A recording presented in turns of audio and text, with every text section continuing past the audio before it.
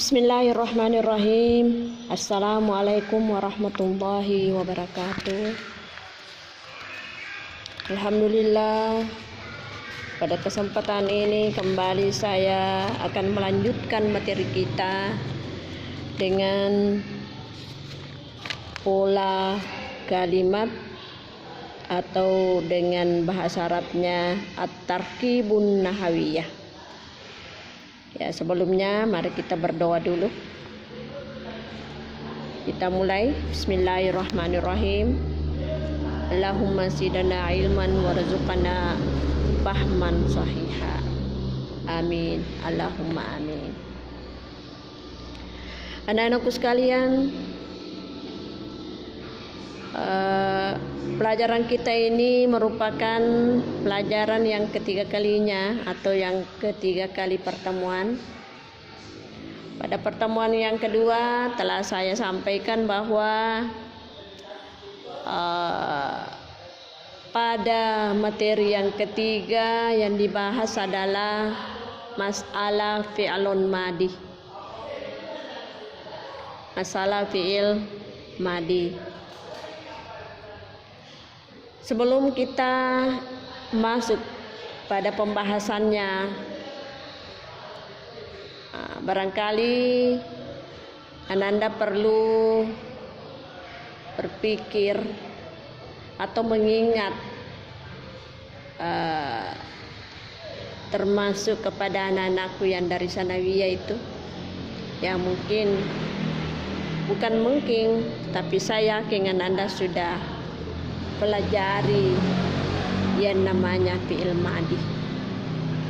Ya, karena juga saya sampaikan bahwa kalau di madrasah aliyah itu dalam hal pembahasan bahasa Arab itu sifatnya adalah mengembangkan materi yang telah Anda pelajari di madrasah sanawiyah. Bahkan di madrasah ibtidaiyah juga itu biasa, saya ingat dulu itu waktu saya sekolah itu memang sudah dipelajari ini masalah fi'il. Ya. Baiklah Anda, saya akan menjelaskan sepintas dulu bahwa fi'il madi itu adalah fi'il atau pekerjaan yang menunjukkan waktu yang telah lampau.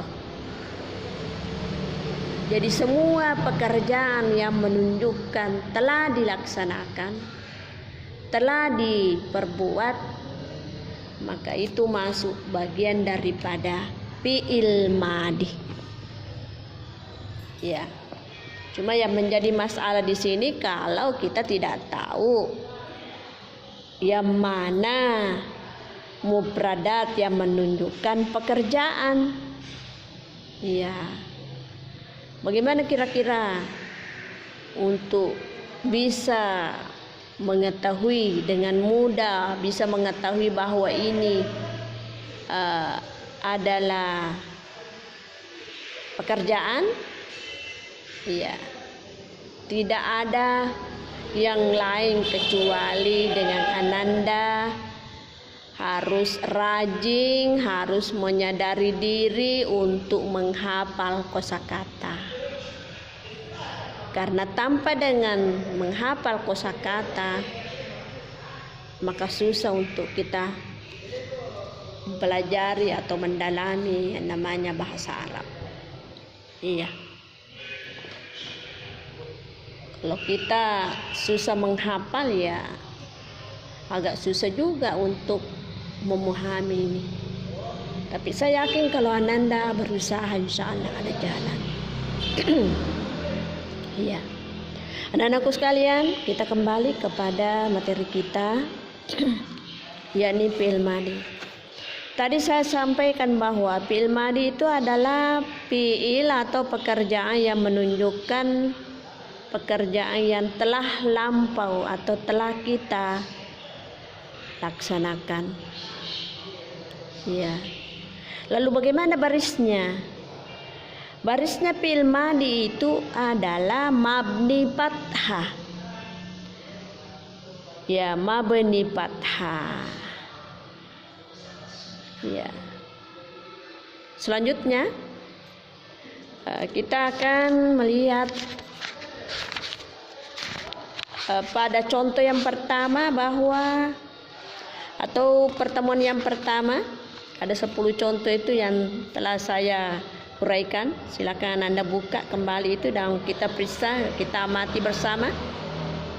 Ya. Saya perlihatkan. Pada contoh pertama hadaral ustazu wa ghabat tilmizu. Yang termasuk fi'il madi di sini adalah hadara. Ya. Kemudian ghabah. Ya. Untuk menentukan, untuk memahami bahwa ini adalah fi'il madi, kita periksa baris akhirnya dia memakai baris fathah, hada, rah-nya itu, ba-nya itu berbaris fathah. Dia memakai baris fathah oleh karena tidak ada tambahan huruf di depannya. Nanti akan saya perlihatkan juga yang ada tambahan huruf di depannya yang merupakan fa'il daripada kata kerja lampau itu. Kemudian yang ketiga, karena kalau yang kedua tidak ada, hanya merupakan fi'il mudhari. Contoh yang ketiga kata jalasa. Jalasa ini coba perhatikan barisnya berbaris atas. Jadi itu termasuk fi'il madi yang artinya telah duduk. Ya, telah duduk. Juga ini berbaris atas karena tidak ada ta ataukah tidak ada huruf yang menandai untuk berjabatan sebagai fa'il. Kemudian yang keenam raddah. Itu juga termasuk fi'il madi. Ya, memakai baris fathah. Kemudian yang kedelapan sajjalah. Itu juga sajjalah. Kemudian yang kesembilan ta'akhara. Kemudian yang ke-10 adalah kata-kata ba. Itu semua termasuk fi'il yang apabila diartikan berarti itu menunjukkan telah terlambat, telah menulis, telah mencatat, dan sebagainya dan sebagainya. Nah, sekarang kita buka pelajaran yang kedua. Kita bandingkan dengan kata pertama. Limaza ta'akharta fil huduri. Iya. Limaza ta'akharta fil huduri. Yang termasuk fi'il madi di situ adalah ta'akharta. Pertemuan yang lalu saya sampaikan bahwa sebenarnya baris aslinya itu berbunyi ta'akhara. Kenapa berbaris sukun di sini? Oleh karena ada huruf ta di depannya yang merupakan ta fa'il. Yang dimaksud dengan fa'il itu adalah yang telah melakukan pekerjaan. Ya, karena ta'ahara telah melakukan berarti tanya itu yang selaku pelaku untuk telah melakukan pekerjaan. Ya, itu ya ta'aharta. Nah, sekarang Anda silakan buka At-Tarkibun Nahawi. Ya. Di situ nomor 1 sampai nomor 12 ada damir yang mendahului. Nah, yang dimaksud damir itu apa? Adalah kata ganti. Apa itu kata ganti? Yang menggantikan nama seseorang atau yang menggantikan nama yang tidak jelas, yang tidak sempurna. Maka kita pakai kata atau kata ganti. Dalam hal ini ada 14. Yang pertama huwa, kedua huma, hum, hiya, hunna. Huwa dia laki-laki, huma dua laki-laki, hum banyak atau mereka laki-laki, hiya dia perempuan, huma dua perempuan, hunna mereka perempuan. Selanjutnya anta, kamu laki-laki, antuma kamu dua laki-laki, antum kamu banyak laki-laki atau mereka kamu banyak laki-laki, anti kamu perempuan. Di sini ada yang tertinggal ya, semestinya di situ ada antuma. Kenapa tidak muncul antuma? Karena sama penggunaannya yang di atas itu dari dibawanya anta. Jadi langsung saja dia tulis antuna. Antuna, kamu sekalian perempuan. Kemudian nahnu, kami. Ini kami bisa dipakai laki-laki, bisa juga dipakai perempuan. Kemudian ada juga yang tidak tertulis ana. Ana ini adalah saya, yang penggunaannya bisa dipakai laki-laki, bisa juga dipakai perempuan. Ya. Sekarang ada titik-titik. Ya, coba perhatikan kan Anda, ada titik-titik. Nah, itu titik-titik kita akan isi fi'il madi. Nah, bagaimana, apa cocoknya fi'il madi kalau damirnya huwa, kalau damirnya huma, apa cocoknya fi'il madinya itu?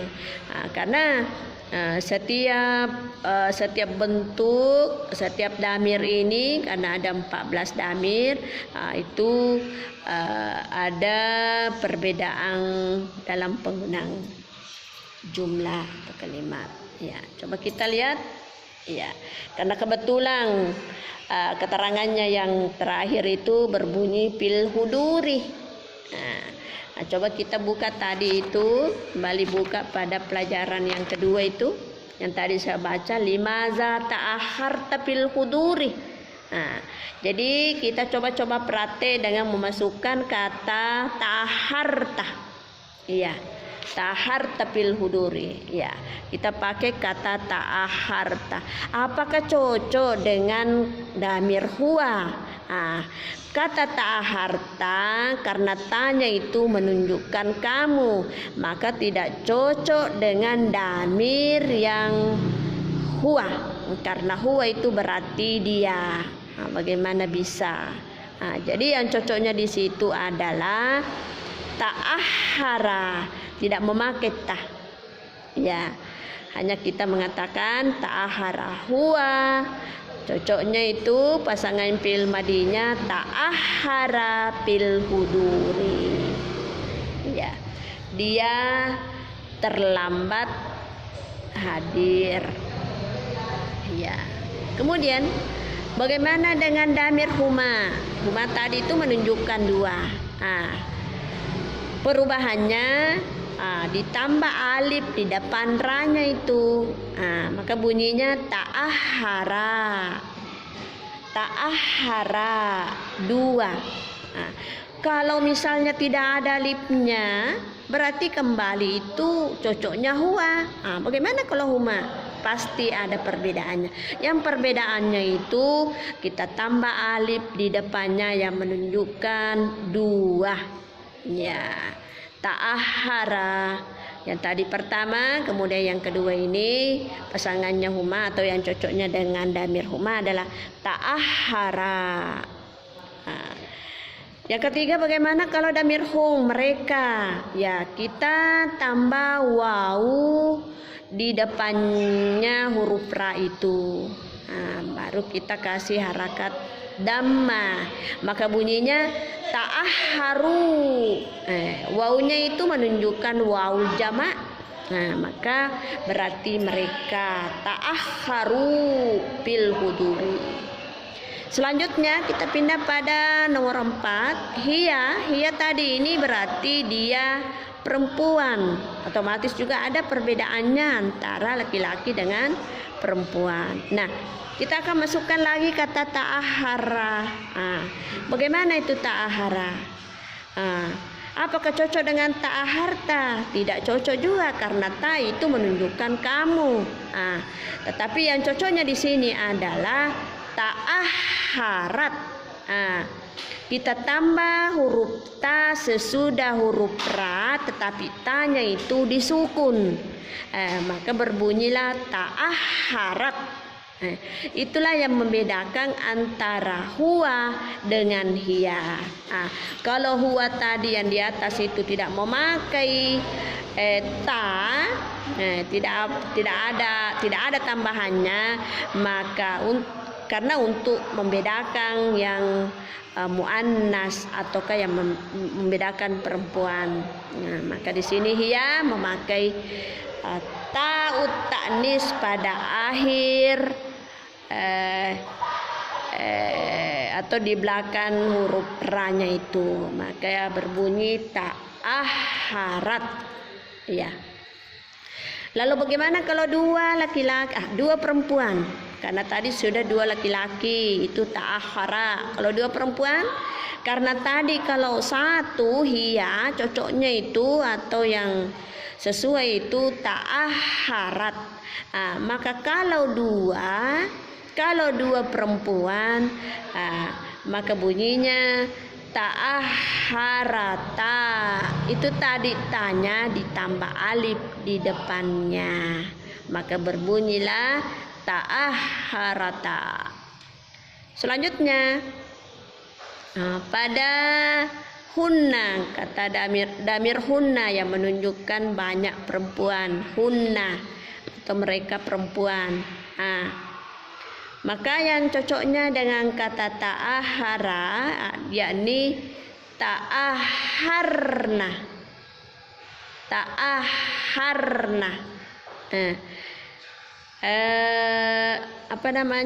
Kita tambah nun pada akhir ra-nya tadi itu ta'aharna. Ya itu, maka mereka menunjukkan mereka atau mereka perempuan, ya. Selanjutnya kita pindah pada damir anta. Anta tadi ini bermakna kamu. Maka yang cocoknya kalau kita pasangkan, kalau kita memakai kata ta'ahara tadi, itu kita tambah ta pada akhirnya, berbunyilah ta'aharta. Tanya itu menunjukkan arti kamu. Kemudian damir antuma, ta'ahartuma. Itu tanya tadi itu ditambah tuma, menunjukkanlah kamu berdua laki-laki. Antum ditambah tum pada akhirannya itu ta'ahartum. Berarti mereka kamu sekalian, ya, kamu sekalian laki-laki. Berikutnya 10 anti. Nah, ini juga membedakan barisnya anta dengan anti karena memang beda jenis. Kalau anta menunjukkan laki-laki, makanya tadi fil mudhari yang ada tambahan tanya, maka tanya juga itu berbaris atas. Tadinya saya baca ta'aharta, itu karena mengikuti anta. Kemudian yang anti ini yang menunjukkan perempuan, ta'aharti. Kita juga tambah huruf ta di belakangnya ta'ahara, ta'aharti, tapi dikasih baris bawah. Termasuk juga untuk bisa membedakan bahwa ini adalah fil madhi yang menunjukkan perempuan. Kalau tadi yang di atas yang dibaca anta, berarti itu menunjukkan laki-laki. Nah, bagaimana kalau perempuan? Karena kebetulan tidak ditulis di sini, ya sama dengan yang menunjukkan laki-laki di atas. Jadi kita bunyinya ta'ahartuma ditambah tuma di belakang huruf ra-nya itu. Sama tadi kalau yang laki-laki sama pemakaiannya. Iya.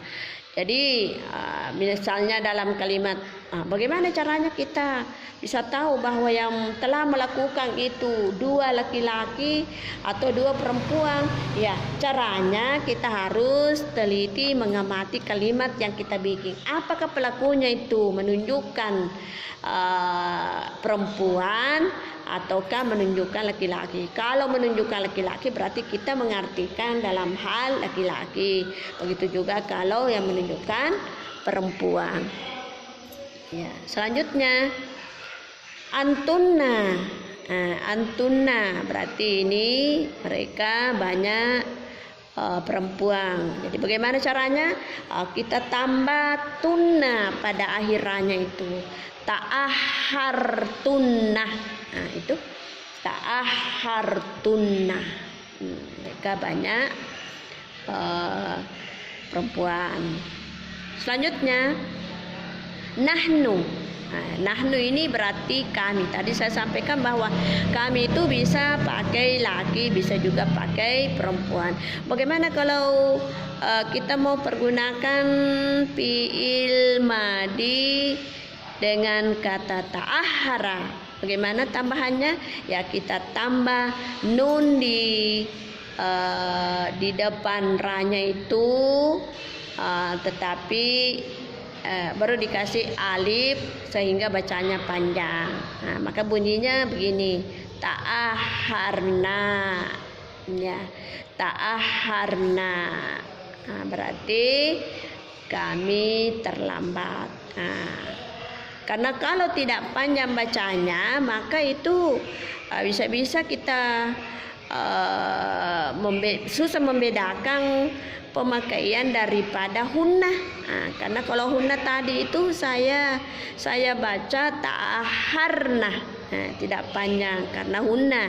Tapi kalau ini nahnu kita baca panjang nanya, karena memang ada alif di belakangnya itu berbunyi ta'aharna. Jadi tambah na di belakang ra-nya itu, maka bacanya ta'aharna.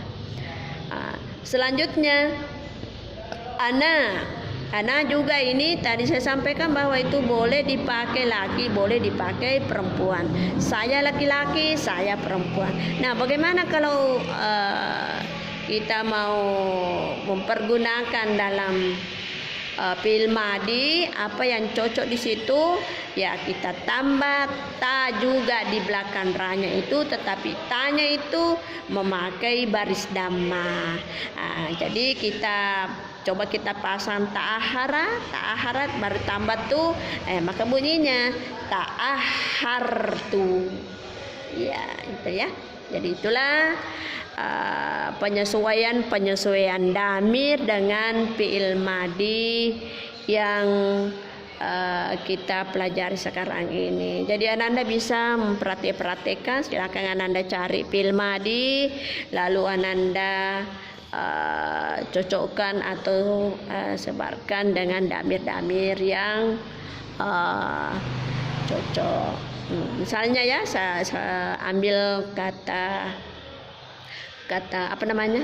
fi'il yang selain tahara. Nah, misalnya saya pakai kataba. Tadi kan itu kataba telah menulis. Jadi kalau huwa saya masukkan kataba, jadi bunyinya huwa kataba. Kalau huma, ingat tambah alif kataba. Hum tambah waw katabu.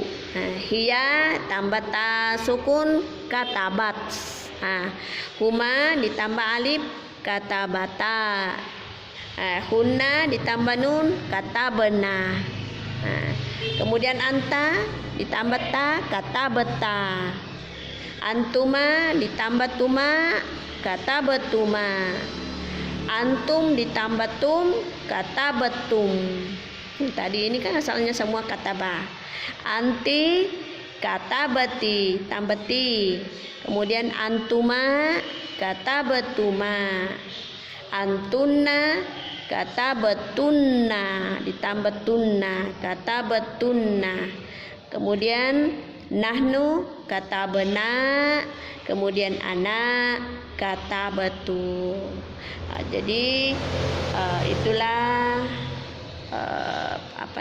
penyesuaian damir dengan fi'il madi atau ketimbangan-timbangan yang cocoknya dalam penyesuaian damir atau kata ganti itu. Jadi saya persilakan Anda mencari fi'il madi, lalu roba-robalah sesuai dengan damir yang ada, atau perhatikanlah sesuai yang saya baca. Boleh dengan fi'il madi yang saya pergunakan tadi. Sudah ada 2 fi'il madi yang saya pergunakan tadi, yakni kata ta'ahara dengan kata kataba. Nanti setelah mahir bisa Nanda sendiri mengambil atau mencari fi'il madi selain itu, lalu mempraktekkan seperti yang saya baca tadi. Sekira demikianlah yang saya paparkan pada kesempatan ini. Saya akhiri dengan ucapan wabillahi taufiq wassadah. Wassalamualaikum warahmatullahi wabarakatuh.